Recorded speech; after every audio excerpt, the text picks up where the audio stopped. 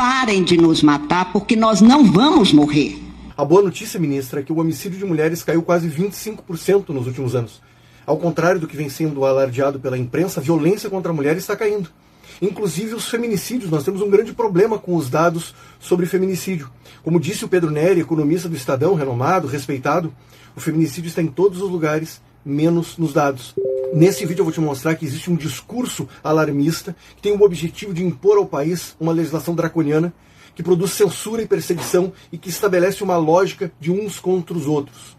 A ideia de que o Brasil é o grande patriarcado, a opressão dos homens contra as mulheres e é preciso criar uma legislação que persiga os homens. Eu vou te mostrar como eles manipulam os dados sobre feminicídio nesse debate. 2015, 449 casos. 2016, 929. 2017, 1.070 casos.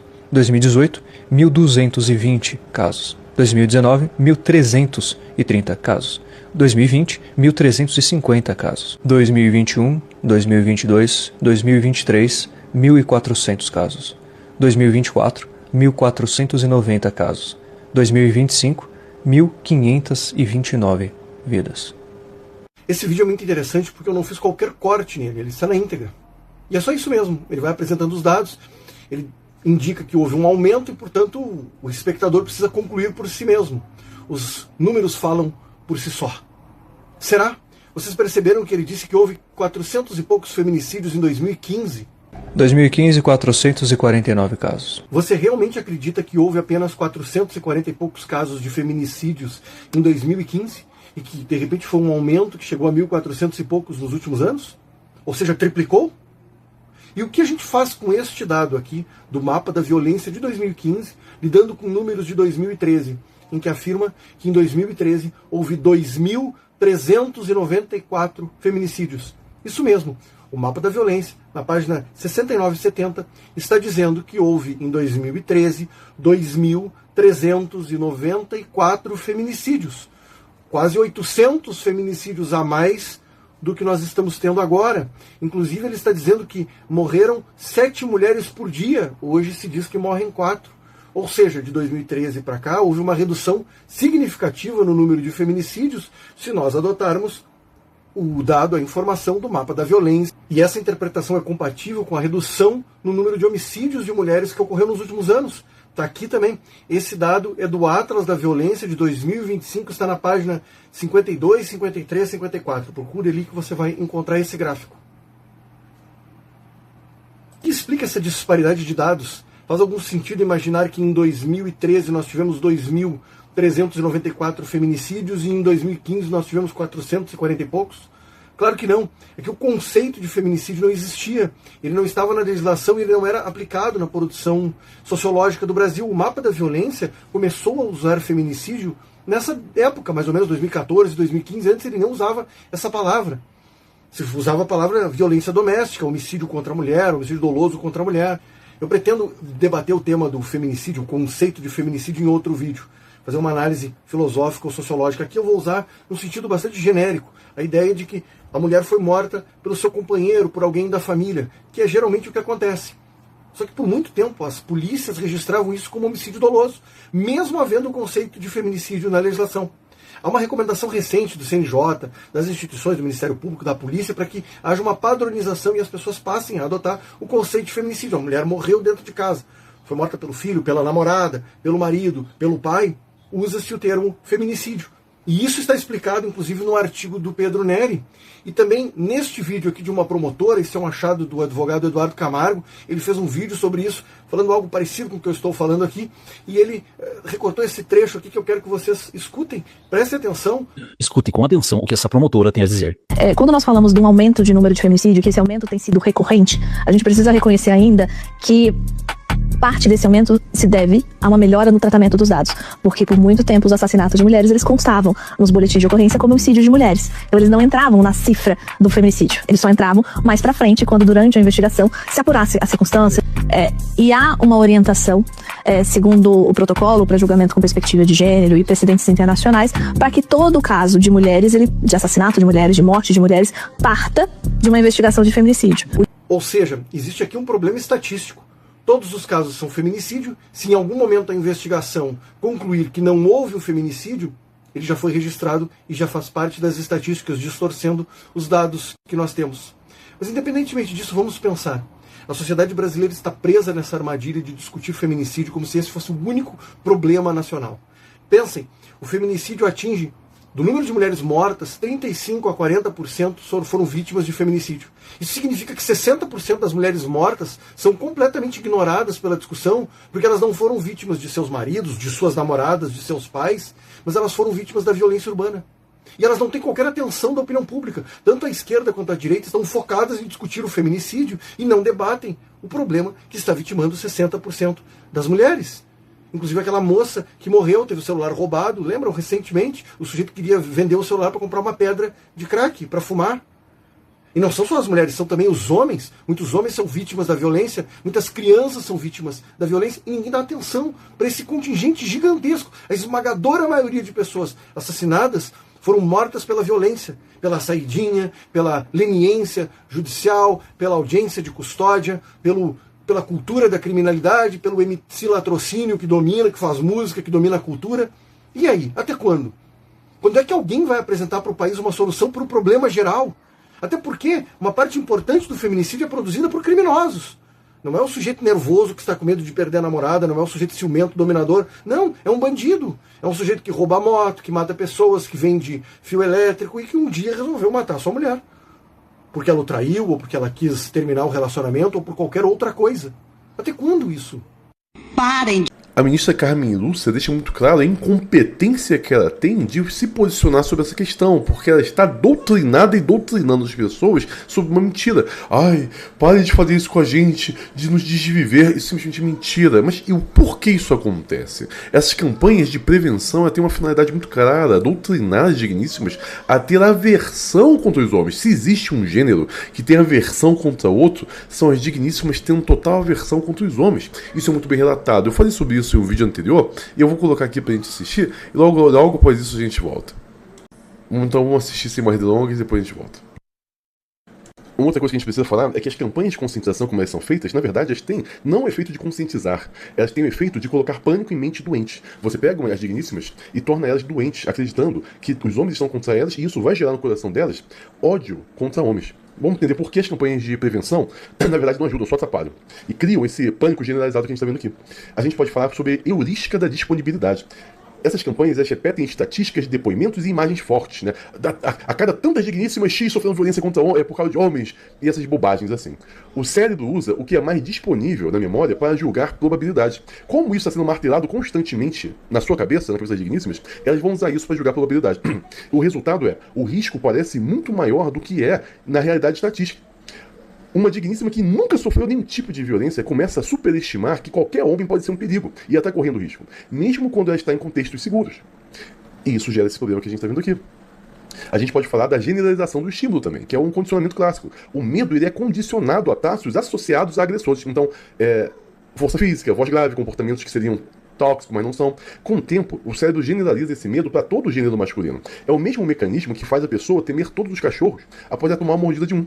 Então essas campanhas que focam só no homem como perpetrador, e nós sabemos que isso simplesmente é falso, por exemplo, estatisticamente, nos relacionamentos, quem mais agride são as digníssimas. Tanto elas agridem seus parceiros, quanto elas agridem as parceiras. Os relacionamentos entre as digníssimas são os mais tóxicos que existem, são os piores possíveis. E são as digníssimas as maiores perpetradoras de agressão contra homens. Então, nos relacionamentos, quem mais faz agressão são elas, não são os homens. Nós temos amplos estudos sobre isso. Então, nessas campanhas que só focam o homem como perpetrador, sem equilibrar a ideia de que elas também fazem e que nem todos os homens são assim, ativa toda essa questão. Nós podemos falar também da teoria do cultivo, né, e viés da confirmação. A exposição constante à narrativa de que a violência significa algo que vem dos homens, na mídia, né, em todos os lugares, e nessas campanhas, cultiva uma visão de mundo onde o homem é o perigo padrão para as digníssimas. Depois vem o viés da confirmação, que ele faz com que as digníssimas notem mais comportamentos suspeitos de homens e ignora todo o comportamento positivo que vem deles. Elas ignoram toda a violência feminina, que existe. E o pior talvez seja a teoria da identidade social. Essas campanhas criam nós, né, as digníssimas, como um grupo vulnerável e necessariamente a vítima, versus eles, que são os homens malvadões, são um grupo potencialmente perigoso.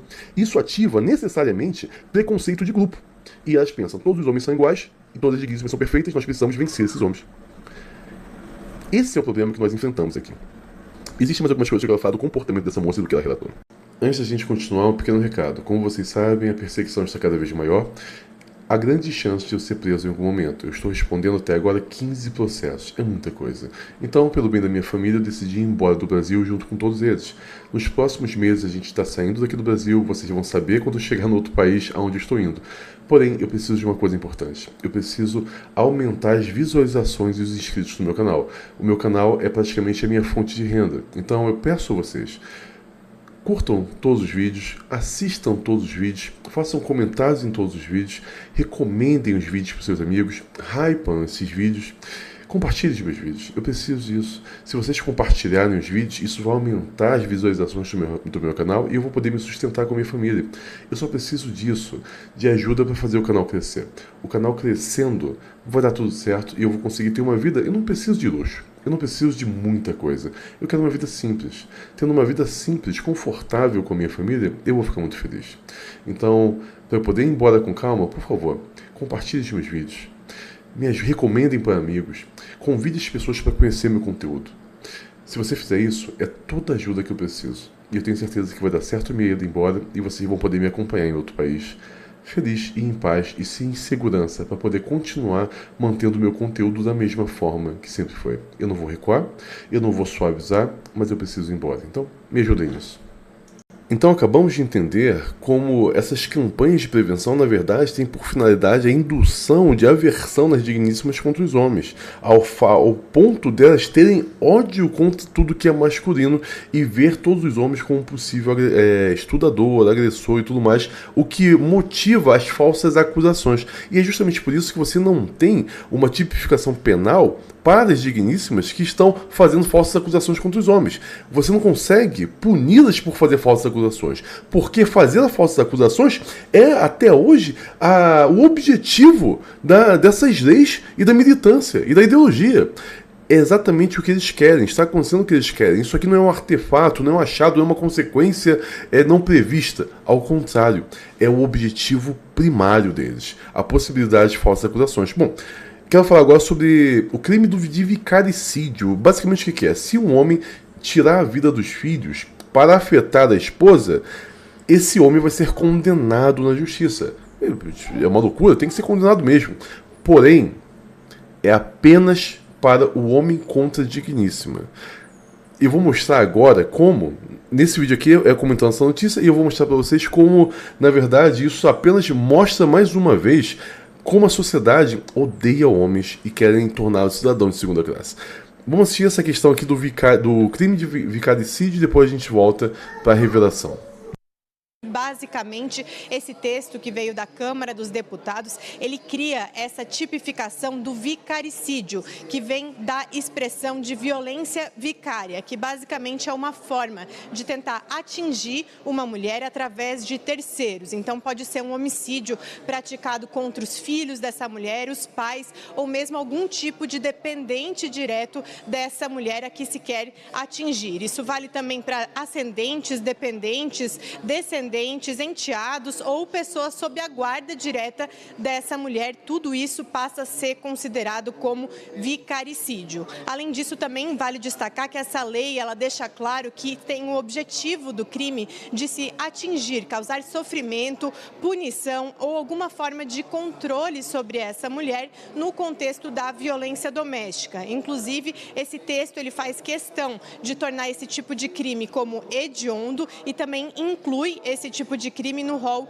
de violência doméstica. Além disso, vale destacar que ele inclui esse crime nessa tipificação mais gravosa, com penas que podem ir de 20 a 40 anos. Então, a pena também é considerada gravosa nesses crimes hediondos. E também tem agravantes para esse crime que podem ser considerados. Então, por exemplo, se esse crime for praticado na frente da mulher a que se quer atingir, isso já é considerado um agravante. Também, se o crime for cometido contra crianças, adolescentes ou idosos, isso é outro agravante considerado por essa nova lei. E também, se for um descumprimento de uma medida protetiva que essa mulher já tinha direito, também é um agravante que vai ser considerado. Como a gente disse, esse texto já passou pela Câmara dos Deputados, então, agora passando pelo Senado sem modificações, ele segue diretamente para a sanção presidencial. Então nós vimos que esse crime, essa tipificação penal, é o homem fazendo contra a digníssima. Ok, mas e quando uma digníssima faz isso com um homem? O que acontece? É o que a gente vai ver agora. Então, por mais absurdo que seja, a Câmara dos Deputados acabou de reduzir apenas para mães que tiram a vida de seus filhos para punir seus parceiros. Vamos assistir aqui e depois a gente volta. Onde nós vamos, Camille? Vamos se matar? Sim. Vamos se matar, Camille? Sim. Vamos lá, então. Diz pro pai, dá tchau pro papai. Diz, pai, tchau, última vez que tu me vê, pai. Ontem, a Câmara dos Deputados decidiu reduzir a pena das mulheres que matam seus filhos para atacar seus parceiros ou ex-parceiros. Essa foi uma decisão histórica, um grande retrocesso. Você vai ouvir essa notícia contada de outra maneira. Mas isso já é uma demonstração do controle que o identitarismo tem da opinião pública e da imprensa. Essa menina que você viu no começo do vídeo, ela não estaria protegida pela nova lei da violência vicária, porque foi a sua mãe que tentou matá-la para punir o ex-parceiro que não queria mais o relacionamento. Ela não aceitava o fim do relacionamento, então ela gravou esse vídeo de despedida e jogou o carro num caminhão. Felizmente, ambas sobreviveram e ela foi condenada. Essa menina não estaria protegida porque essas leis que estão sendo criadas no Brasil ou que estão sendo propostas, elas não visam proteger meninas ou mulheres. Elas visam criar tensão social, ódios mútuos. E não sou eu que estou dizendo isso. Muitas pessoas estão dizendo, inclusive feministas. Eu vou ler um trecho aqui de um texto recente da Isabela Cepa, aquela moça que está sendo perseguida pela Erika Hilton, inclusive está exilada. Ela disse: sou contra a criminalização da misoginia da forma como está sendo propostas no PL de 2020. E aí depois ela vai dizer o seguinte: se há algo que precisa ser enfrentado, é também o ambiente que estamos criando. Estruturas globais, fundações, ONGs, redes de financiamento, injetando recursos em projetos identitários que operam por amplificação de conflito, incentivando leituras distorcidas da realidade e alimentando polarização. Isso radicaliza ambos os lados e tem como resultado justamente isso que se busca frear. Que é o que eu tenho dito há muito tempo neste perfil. Essas leis, toda essa produção, o protocolo para julgamento com perspectiva de gênero, esse PL da misoginia, o conceito de violência vicária, as mudanças que foram feitas na guarda compartilhada, são financiadas por essas ONGs para criar exatamente o que essa moça de esquerda feminista disse. Um ambiente polarizado de ódios mútuos. Até quando? Onde nós vamos, Camille? Esse é o país que nós vivemos. Essa é a sociedade que nós estamos inseridos. Uma sociedade que simplesmente odeia você, odeia mim, odeia os meus filhos e quer nos destruir. Onde penas sempre maiores para os homens e redução das penas sobre os mesmos crimes para as digníssimas. Existe um conceito muito errado. Muitas vezes, quando eu estou debatendo com alguém e as pessoas falam assim: ah, mas olha aqui, os homens, eles cometem muito mais crimes do que as digníssimas. Eu peço, bem, qual é a comprovação que os homens cometem mais crimes? E mostra o seguinte: olha aqui, quantos homens estão presos, não sei o que tal. Não, isso é uma interpretação errada. Isso não prova que os homens cometam mais crimes. Isso comprova que os homens eles são muito mais condenados. Porque as digníssimas que cometem os mesmos crimes não são condenadas. Elas saem impunes. E nós ficamos, então, com uma impressão errada quando nós olhamos para o dado sem um senso crítico. A gente olha para os dados, olha aqui, quantas condenações para os homens. Só que o que a gente não percebe é que os homens são condenados até falsamente, enquanto as digníssimas que cometem os mesmos crimes são libertas, saem impunes. Esse é o problema da nossa sociedade.